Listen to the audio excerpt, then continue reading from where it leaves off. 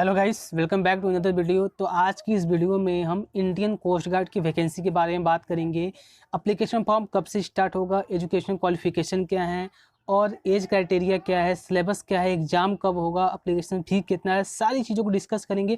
साथ ही selection process को भी डिस्कस करेंगे कि पहले क्या होता था, कोस्ट गार्ड का पेपर ऑफलाइन होता था और एडमिट कार्ड परसेंटेज के बेस पे आता था। तो अब ऐसा कुछ नहीं है, जो भी सिनेरियो चेंज हो गया, जैसा हमारा एयरफोर्स नेवी का पेपर होता है ऑनलाइन, कुछ ऐसा ही हो गया है। अब चीज़ों को हम डिस्कस करेंगे डिटेल में, तो वीडियो में बने रहिएगा। तो चलिए वीडियो को शुरू करते हैं। सबसे पहले बात करिए तो जो वैकेंसी कोस्ट गार्ड की आई हुई है, ये वैकेंसी नाविक जीडी मींस जनरल ड्यूटी के लिए आई हुई है, नाविक डीबी डोमेस्टिक ब्रांच के लिए आई हुई है और यांत्रिक के लिए आई हुई है। ये जो इसका आपका जो ज्वाइनिंग होगी, ये आपका 2021 बैच के लिए है। ठीक है, ये फरवरी 2021 बैच के लिए ये बेसिकली है। ठीक है, एप्लीकेशन की बात करें तो एप्लीकेशन आपका 5 जनवरी से स्टार्ट होगा सुबह 10 बजे से। ठीक है, 19 जनवरी को शाम के 6 बजे तक आपके एप्लीकेशन चलेंगे। और यहीं पे बात करें एप्लीकेशन फ़ीस कितना है, अगर आप जनरल EWS OBC से हैं तो आपके 250 रुपये लगने वाले हैं। अगर आप ST/SC से हैं तो आपको 0 रुपये लगने वाले हैं, 1 रुपये भी नहीं लगने वाले हैं। ठीक है, अब बात करें कि एजुकेशन क्वालिफिकेशन क्या है। एजुकेशन क्वालिफिकेशन में बात करें तो नाविक जीडी के लिए बात करें तो आपका 10+2 होना चाहिए विद फिजिक्स एंड मैथमेटिक्स। नाविक डोमेस्टिक ब्रांच के लिए बात करें तो 10th होना चाहिए आपका। यांत्रिक के लिए बात करें तो आपका 10th होना चाहिए प्लस आपका डिप्लोमा होना चाहिए। डिप्लोमा आपका मैकेनिकल में हो सकता है, इलेक्ट्रिकल में हो सकता है या फिर इलेक्ट्रॉनिक्स में हो सकता है। तो ये बात हो गई। अगर अब ये बात करते हैं कि इसका पेपर कब होगा। पेपर देखो, पेपर इसका मार्च में आपका कंडक्ट कराया जाएगा। ठीक है, आगे हम इसे डिस्कस करेंगे कैसे होगा सारी चीज़ें। अब हम बात करते हैं एज क्राइटेरिया क्या है। एज क्राइटेरिया की बात करें तो ओवरऑल देखा जाए तो मिनिमम एज 18 साल होता है, मैक्सिमम एज 22 साल होता है। ठीक है, बट नाविक जीडी और यांत्रिक के लिए कुछ यहाँ पे डेट दे रखी है।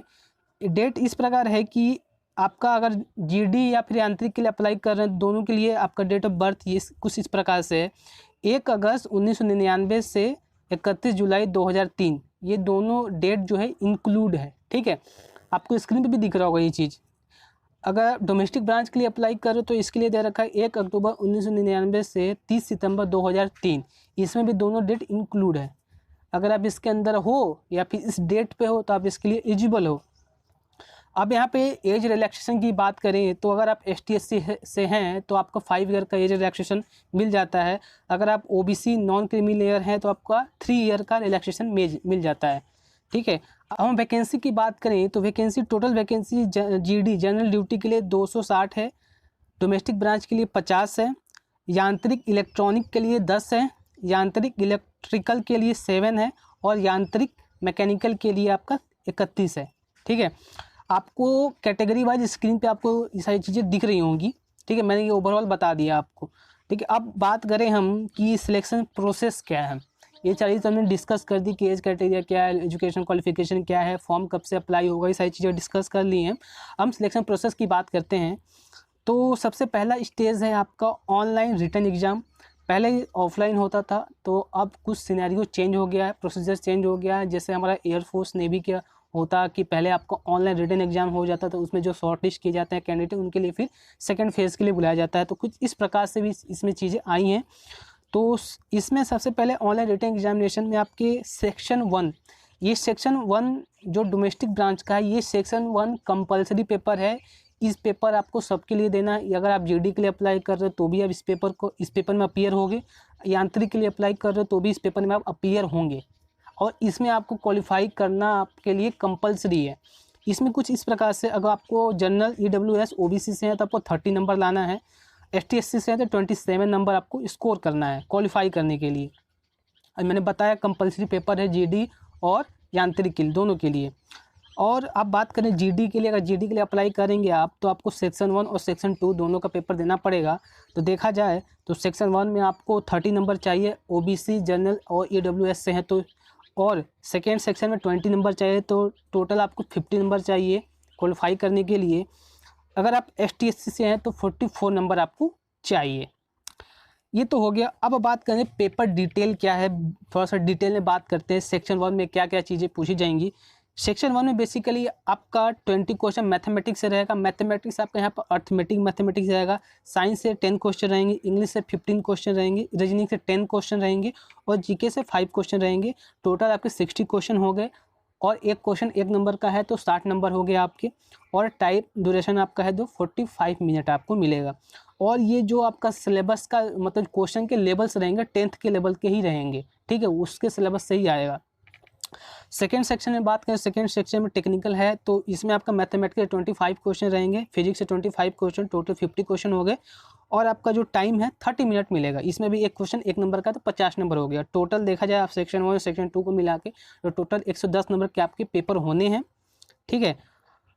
ये जो सेकेंड सेक्शन है इसमें बेसिकली आपका 11th 12th का मैथ और फिजिक्स रहेगा, ठीक है, तो आप इसको देख लो। अब हम बात करते हैं आगे कि मैंने रिटन एग्ज़ाम दे दिया और रिटन एग्ज़ाम में अगर आप क्वालिफाई कर जाते हो, शॉर्ट लिस्ट के लिए जाते हो, तो उसके बाद आपका स्टेज सेकेंड होगा। स्टेज सेकेंड में क्या होगा, स्टेज सेकेंड में सबसे पहले आपका PFT होगा, physical fitness test. Physical fitness काफ़ी देखा जाए तो एयरफोर्स के और नेवी से थोड़ा सा इजी हो सकता है, ऐसा कह सकते हैं, क्योंकि इसमें आपका ओनली PFT है।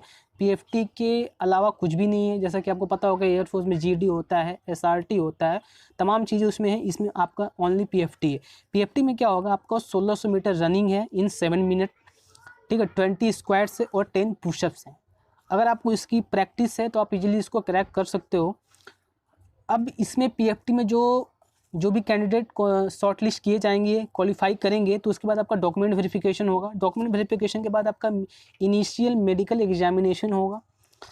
ये मैं आपको थोड़े शॉर्ट में बता रहा हूँ। आपको अगर ऐसा रिटन एग्ज़ाम होने के बाद हम इन सारी चीज़ों पर और डिटेल में डिस्कस करेंगे, ठीक है।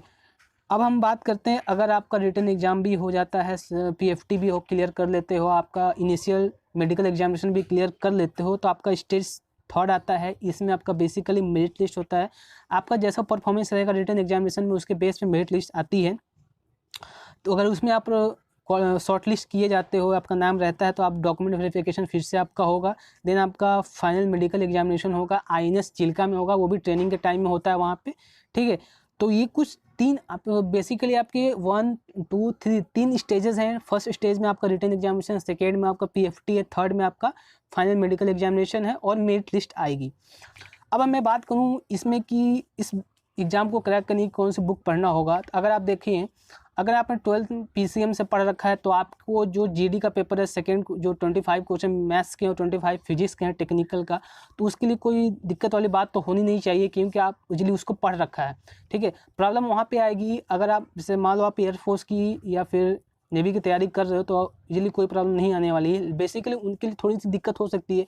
जैसे मैं एयरफोर्स के एक्स ग्रुप की बात करूँ, जो कैंडिडेट एक्स ग्रुप का पेपर केवल देते हैं, उनको अर्थमेटिक मैथ्स से उतना मतलब नॉलेज नहीं है, तो उनको थोड़ी प्रॉब्लम आ सकती है। प्रॉब्लम नहीं, अगर उसको तो आप तैयारी करोगे तो कर सकते हो, क्योंकि 10th के लेवल तक का ही है, ज़्यादा क्वेश्चन के जो लेवल ऊपर मतलब ज़्यादा ऊपर अप नहीं रहेगा, ठीक है। तो बुक की बात करें तो बुक अगर आप ऑनलाइन सर्च करो तो बहुत सारी बुक मिल जाएंगी। जैसे अमेज़ॉन पे सर्च कर सकते हो, फ्लिपकार्ट पे सर्च कर सकते हो, तो बहुत सारी बुक मिल जाएंगी। तो मैं इसके लिए आपको प्रेफर करूँगा कि आप डोमेस्टिक ब्रांच के लेना चाहते हो ले सकते हो, ठीक है। उसके लिए आपको फ्लिपकार्ट पे अरिहंत की बुक है, उसको आप परचेज कर सकते हो, आपको 200 के अराउंड आपको वो मिल जाएगी, ठीक है। बट मैं ये प्रेफर करूँगा आपको कि आप जैसे मान लो अर्थमेटिक का आपको कोई भी कंसेप्ट पढ़ना है, तो अर्थमेटिक का कंसेप्ट आप कहीं से भी पढ़ लें, यूट्यूब से, गूगल से करके चीज़ों कंसेप्ट को समझ लें। और आप क्या करें कि कोस्ट गार्ड की पेपर सेट को आप मंगा लें। पेपर सेट लगाएंगे तो वो ज़्यादा आपके लिए बेनिफिशियल होगा, ठीक है। क्योंकि आप बुक से तो नहीं, गाइड मंगाते तो गाइड से आप नहीं पढ़ पाओगे उतना। मुझे जहाँ तक पता है कि आप पेपर सेट जितना लगाओगे वो ज़्यादा आपके लिए बेनिफिशियल होगा एग्जाम के पॉइंट ऑफ व्यू से, ठीक है। तो मैं उम्मीद करता हूँ आपको वीडियो पसंद आएगा, तो वीडियो को लाइक करिएगा, चैनल को सब्सक्राइब कीजिएगा और वीडियो को शेयर कीजिएगा।